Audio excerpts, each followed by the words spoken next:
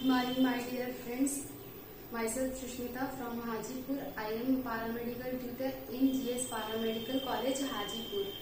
तो कल हम लोगों ने पढ़ा था वायल के बारे में, जिसमें हम लोग ब्लड को कलेक्ट करते हैं और जांच के लिए यूज करते हैं। तो सबसे पहले हम लोग थोड़ा सा रिवीजन कर ले रहे हैं पिछले क्लास का।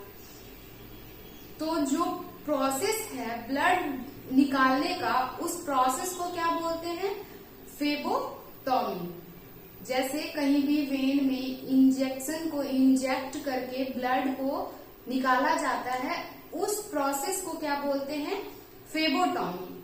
और जो निकालता है, जो निकालने वाला आदमी होता है, जो लैब वाला आदमी होता है, जो नेडल को इंजेक्ट करता है वेन में और ब्लड को निकालता है, निकालने वाले को बोलते हैं फेबोटॉमिस्ट। निकालने की प्रक्रिया को फेबोटॉमी और जो निकालता है उसको फेबोटॉमिस्ट। तो कल हम लोगों ने पढ़ा था पर्पल ट्यूब और पिंक ट्यूब। तो पर्पल ट्यूब जो होता है वो ईडीटीए ट्यूब होता है, जो कि एक एंटी कोगुलेंट के रूप में वर्क करता है। पिंक ट्यूब में भी जो कंटेन होता है वो ईडीटीए कंटेन होता है, वो भी एक एंटी कोगुलेंट ट्यूब होता है, एंटी कोगुलेंट होता है जो कि ब्लड को जमने से रोकता है। पिंक ट्यूब का यूज जो है वो ब्लड ट्रांसफ्यूजन लैब के लिए किया जाता है और उसमें जो टेस्ट परफॉर्म किया जाता है वो क्रॉस मैच होता है और क्रॉस मैच किया जाता है, ग्रुपिंग किया जाता है, इस टाइप का उसमें टेस्ट किया जाता है। कोई भी अगर सैंपल है, अगर वार्ड से निकालना है और उसको कहीं दूर लैब में ले जाना है, उस कंडीशन में पिंक ट्यूब का यूज करेंगे। तो आज हम लोग थर्ड ट्यूब के बारे में देखेंगे, येलो ट्यूब। येलो ट्यूब का क्या यूज है? येलो ट्यूब का यूज जो है वो किस काम के लिए करते हैं, उसमें कौन कौन सा टेस्ट परफॉर्म किया जा सकता है। तो सबसे पहले हम लोग देखते हैं येलो ट्यूब। येलो ट्यूब को जेल ट्यूब भी बोला जाता है। येलो ट्यूब को जो है जेल ट्यूब बोला जाता है। येलो ट्यूब को अगर हम लोग देखते हैं तो उसमें उसके नीचे जो है जेल लाइक सब्सटेंस क्लियरली दिखेगा। ईडीटीए वायल को थोड़ा सा ध्यान से देखना पड़ता है, लेकिन जेल ट्यूब को यानी कि येलो ट्यूब को वो क्लियरली उसमें जेल दिखेगा। तो येलो ट्यूब जो है वो जेल ट्यूब भी कहलाता है। It is also known as serum separating tube, have to contain. और येलो ट्यूब को सीरम सेपरेटिंग ट्यूब भी कहते हैं। इसको सीरम सेपरेटिंग ट्यूब के भी नाम से हम लोग जानते हैं। और येलो ट्यूब में 2 कंटेन होता है। फर्स्ट है सिलिका पार्टिकल, दूसरा है सीरम सेपरेटर। फर्स्ट इसमें है सिलिका पार्टिकल और दूसरा जो है वो है सीरम सेपरेटर। सीरम सेपरेटर इसलिए इसको बोला जाता है ताकि येलो ट्यूब में ब्लड जाने के बाद उसका सीरम जो है वो सेपरेट हो जाता है। ठीक है, तो सबसे पहले हम लोग सिलिका पार्टिकल को देखते हैं। Activated clotting cause clamp blood cell together. इसमें जो है क्या करता है, ब्लड सेल को क्लैम्प कर देता है। क्लैम्प मतलब बांध लेता है और सीरम जो है वो बाहर आ जाता है, ऊपरी लेयर में वो आ जाता है। ठीक है, इसका येलो ट्यूब का क्या वर्क है? सिलिका पार्टिकल्स उसमें जो कंटेन होता है वो खुद से येलो ट्यूब में जैसे ही हम लोग ब्लड डालते हैं, उसको रोटेट करने के बाद उसका जो ब्लड सेल है वो क्लैम्प हो जाता है, मतलब वो बंध जाता है और उसका सीरम जो है उसके ऊपरी लेयर, ब्लड के ऊपरी लेयर में वो आ जाता है। ठीक है, दूसरा हम लोग देखते हैं serum separator. Serum separator to separate blood plasma. अब जो सीरम से जो प्लाज्मा होगा उसको भी वो एब्जॉर्ब कर लेगा, यानी कि सेपरेट कर लेगा। ठीक है, तो इसका दो वर्क है, दो इसमें कंटेन होते हैं। फर्स्ट है सिलिका पार्टिकल, दूसरा है सीरम सेपरेटर।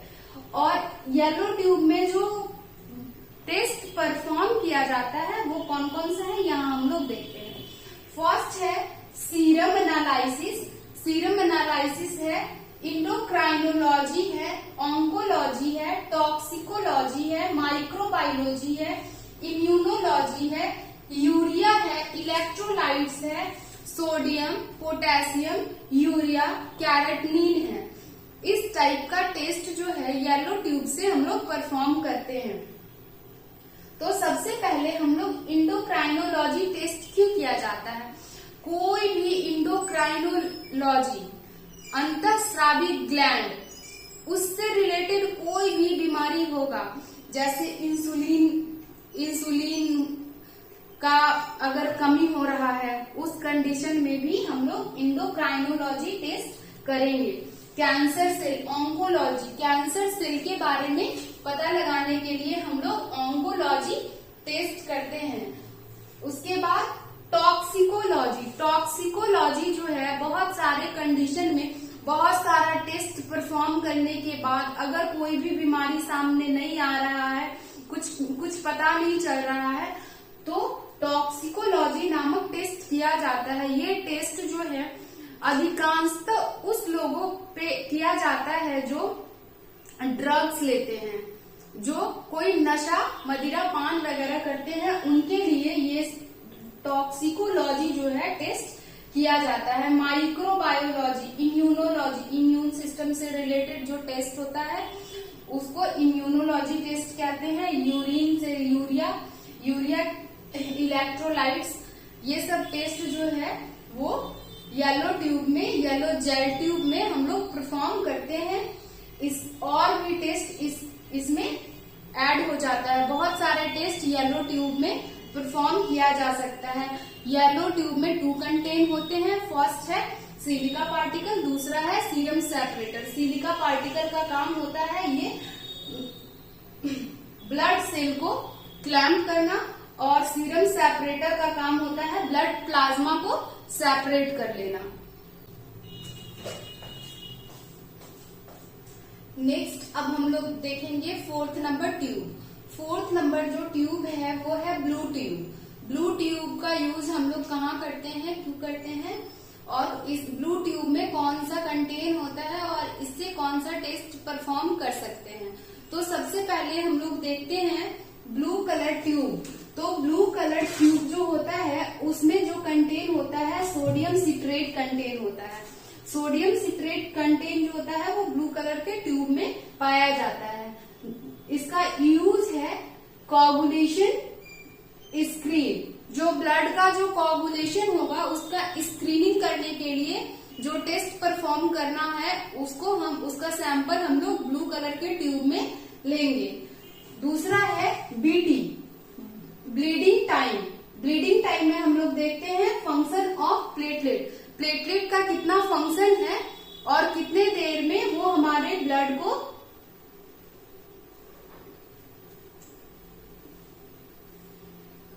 पतला कर देता है। ब्लीडिंग टाइम मतलब कितने देर, 4 अप्रॉक्स कहीं पे नॉर्मली कट जाने के बाद ब्लड को क्लॉट होने में 4 मिनट लगता है। अगर 4 मिनट 5 मिनट से ज्यादा जो है अगर ब्लड बह रहा है तो फिर थोड़ा सा मुश्किल है। इसीलिए हम लोग जो है कहीं पे कट जाने के बाद या कहीं एक्सीडेंटल पेशेंट को बीटी टाइम और सीटी टाइम करते हैं। मतलब बीटी टाइम मतलब ब्लीडिंग टाइम, इसमें देखते हैं फंक्शन ऑफ प्लेटलेट। प्लेटलेट का फंक्शन हम लोग इसमें देखते हैं। दूसरा है सीटी यानी कि क्लॉटिंग टाइम। ब्लड को क्लॉट होने के लिए अगर ब्लड जल्दी क्लॉट हो जा रहा है अपने टाइम से पहले तो वो भी हमारे लिए नुकसानदायक है। तो सीटी में हम लोग देखते हैं प्रोथ्रोम्बिन एक्शन। प्रोथ्रोम्बिन का कैसा एक्शन है वो हम लोगों को सीटी टेस्ट के बाद पता चलेगा। दूसरा है D dimer. D dimer test जो है वो स्पेशली थ्रोम्बोसिस के लिए यूज किया जाता है। डी डाइमर टेस्ट जो है स्पेशली थ्रोम्बोसिस के लिए किया जाता है। INR monitoring warfarin. अगर किसी पेशेंट को मेडिकेशन चल रहा है वारफिन, तो उसके कैलकुलेशन के लिए जो है INR टेस्ट किया जाता है, जिसमें हम लोगों को वारफिन मेडिसिन कितना चला है, नहीं चला है और कितनी जरूरत है, ये हम लोगों को INR टेस्ट करने के बाद पता चलेगा। दूसरा है APTT रेशियो। APTT रेशियो में हम लोग ये देखते हैं, वैसे पेशेंट को किया जाता है जिसका जो है IV हेपारिन इन्फ्यूजन चल रहा है, जिसका ब्लड जो है वो गाढ़ा हो गया है, बॉडी में ब्लड सर्कुलेट होने में अगर प्रॉब्लम हो रहा है, तो उस कंडीशन में हम लोग पेशेंट को हेपारिन देते हैं। हेपारिन जो है वो हमारे ब्लड को पतला करता है, और वो ज्यादा अगर हेपारिन एक्टिव हो जाएगा तो फिर ऑपरेशन में प्रॉब्लम हो जाएगा। अगर हेपारिन किसी को चल रहा है तो थोड़ा सा भी अगर कट लग जाता है तो ब्लड जो है बहुत ज्यादा फ्लो में बाहर आने लगता है, इसीलिए हेपारिन ज्यादा नहीं चलना चाहिए। तो हम लोग APTT रेशियो टेस्ट जो है वो हमेशा करते रहते हैं। तो हम लोग 4 ट्यूब के बारे में पढ़ लिए हैं। फर्स्ट है EDTA यानी कि पर्पल ट्यूब, दूसरा पिंक ट्यूब, थर्ड जो है येलो ट्यूब और फोर्थ जो है ब्लू ट्यूब। इसको आप लोग स्क्रीनशॉट ले लीजिए।